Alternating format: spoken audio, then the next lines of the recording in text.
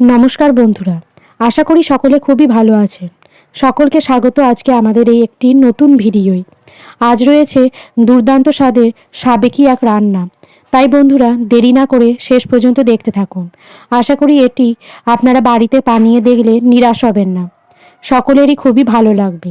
চলুন তবে শিখে নেওয়া যাক এই সাবেকি এঁচোড় ভোগ রান্নার রেসিপি।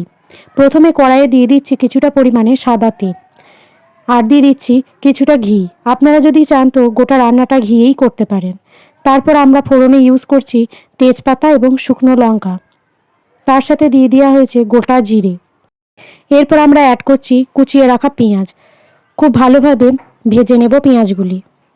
পেঁয়াজের মধ্যে আমরা অ্যাড করছি 50% সেদ্ধ করে রাখা এঁচোড়। এখন চলছে এঁচোড়ের সিজন, তাই বন্ধুরা দেরি না করে অতি অবশ্যই বাজার থেকে কিনে আনুন আর ঝটপট বানিয়ে ফেলুন এঁচোড় ভোগের এই রেসিপিটি। এর মধ্যে আমরা এবার দিয়ে দেব কোচানো টমেটো।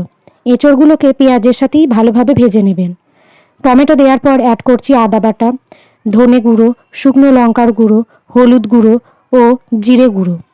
খুব ভালোভাবে সমস্ত মশলা কষিয়ে নেবার জন্যে দিয়ে দিচ্ছি কিছুটা পরিমাণে জল, আর দিয়ে দিচ্ছি মটরশুঁটি। এরপর খুব ভালোভাবে সমস্ত মশলাগুলো এঁচোড়ের সাথে কষিয়ে নেব। যত ভালো কষানো হবে জানবেন রান্নার স্বাদ ততোধিক বৃদ্ধি পাবে। ভালোভাবে এঁচোড় কষানো হয়ে গেলে জল ঝরিয়ে রাখা দেরাদুন রাইস আমরা এখানে অ্যাড করছি। এই বাটিটার পরিমাপেই আমরা জলও অ্যাড করব। দেরাদুন রাইসটা দিয়ে দেওয়ার পরে হালকা হাতে এরপর কিছুক্ষণ নেড়ে নেব। তারপর ওই বাটিরই 2 বাটির একটু কম জল আমরা এখানে অ্যাড করছি।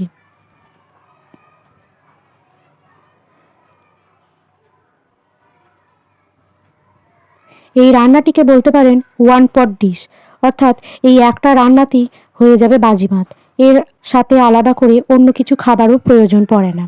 স্বাদ অনুসারে লবণ ও চিনি আমরা ওপর দিয়ে ছড়িয়ে দিলাম। ঢাকা দিয়ে হালকা আঁচে বেশ খানিকক্ষণ ফুটতে দেব, যাতে এঁচোড় এবং চাল খুব ভালোভাবে সিদ্ধ হয়ে যায়। ঢাকনা খুলে দেখতে পাচ্ছি হালকা পরিমাণে জল রয়েছে। হালকা হাতে এরপর আমরা নেড়ে নেব। তারপর ওপর থেকে ছড়িয়ে দেব কোচানো কাঁচা লঙ্কা, কিছুটা পরিমাণে গরম মশলার গুঁড়ো, কিছুটা গোলমরিচের গুঁড়ো, আর দিয়ে দেবো সামান্য পরিমাণে ঘি। এই রান্নাটি একবার করে দেখবেন, সকলেরই মন আপনি জিতে নেবেন। খুব ভালোভাবে সমস্ত উপকরণ এরপর মিক্সড করে নেব।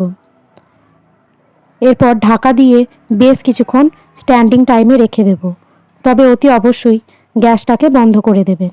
বেশ কিছুক্ষণ পর দেখুন ভাতটা কত সুন্দর ঝরঝরে হয়ে গেছে।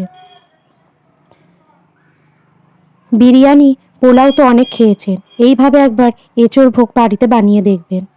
আর অতি অবশ্যই কেমন লাগলো আমাদের কমেন্ট করে জানাবেন। ভালো লাগলে চ্যানেলটিকে সাবস্ক্রাইব করে আমাদের পাশে থাকবেন। আর কি রান্না আপনারা দেখতে চান তা কমেন্ট বক্সে জানাবেন, তাহলে আমরা আপনাদের পছন্দসই রান্নাগুলো আপনাদের সামনে তুলে ধরতে পারবো।